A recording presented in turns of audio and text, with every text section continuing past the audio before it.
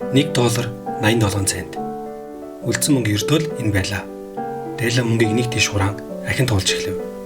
$1.87. 3 удаа туулсны эцэстэрээр толгой болив. Маргааш зул сарын баярын өдөр. Түүнд ороод ирлэн уйлахаас өөр зам үлдсэнгүй.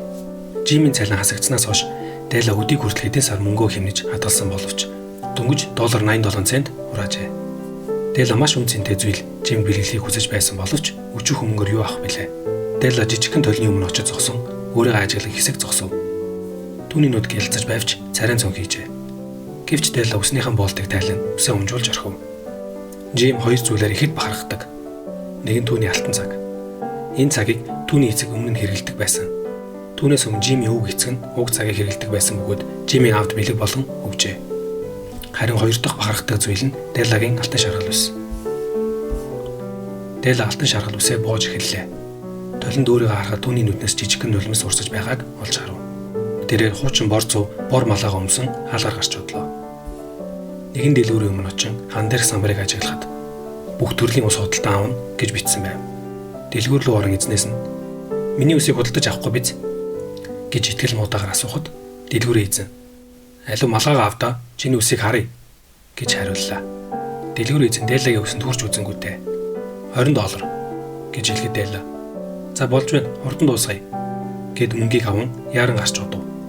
Дэлгүүрээс гарснаас хойш 2 цаг маш хурдан өнгөрч. Дээлла дэлгүүрээс дэлгүүр хийсэн Жим тохирох билгийг хайсаар явлаа. Нэгэн дэлгүүрт явж байтал яг сэтгэл төрсэн бэлгээ олж харав. Тэр бол Жимийн алтан цагын зүөх алтаар хийсэн гинж байлаа. $21 үнэтэй тэр гинжийг Дээлла харсан даруйда авахар шийджээ. Гинжийг худалдан аван гэрэн зүгийн харав. Энэ гинжийг цагандаа зөөх юм бол Жим үргэлж цагаа харах боломжтой болно гэд дотроо баяртайгаар бодон оройн хоолой бэлдэж эхлэв. Жим өөрийн алтан цаг нь зүйлд байдаггүй учраас цагаа олон хүний тунд гаргаж ирэхээс санаа зовдөг байжээ. Дээлла үсээ толинд дахин нэг харахад яг охин шиг харагдаж байсан санаа зовон үсээ янзлах гэж оролдов. Гэвч нэгэд болж өгсөнгүй. Жим надад дууралбал яах вэ гэж харамсах боловч $1.87-ээр юу ч авч болохгүй байсан гэдэг бодлоор өөрийгөө зөвтгөнө. Жим яг 7 цагт гэртээ орж ирэв. Дээлла түүнийг үүдний хажууд хүлээн зогсож байлаа. Тэр намайг урдах шиг үзэгсэнтэй гэж хэлээсэй гэж дотроо хүснэ. Хаалгаар Жим орж ирэхдээ уруу царайлсан байлаа. Олигтой өвч дуурсангүй. Доошоо харсаар алах нь өрөө рүү оров. Дээлла түүнрүү дөхөн "Жим над руу битгий ингэж харал та. Тийм ээ би үсээ тайруулчихсан. Үгүй ээ, зарчихсан. Би хэрхэн зул сарын баяраар бэлэггүй чамайг өгдөх билээ дээ. Миний үс ахаад л ургачихна. Маш хурдан ургадгийг чи мэдэж байгаа штэ. Тийм ээ. Нэрээ үсээ тайруулчихсан гэж юу?"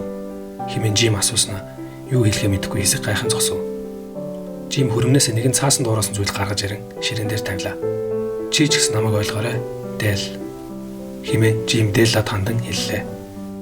Дээлла баярлан түүний авчирсан цаастай зүйлийг задлаж үзэхэд дотор нь түүний авахыг хүсэж байсан үнэтэй сан байжээ. Дээлла энэ самыг маш олон удаа харан авахыг хүсэж байсан хэдий ч хэтэрхий үнэтэй байсан аж. Тэр удаа самтай болсон боловч самнах ус нь аль хэдийн алга болчихсон.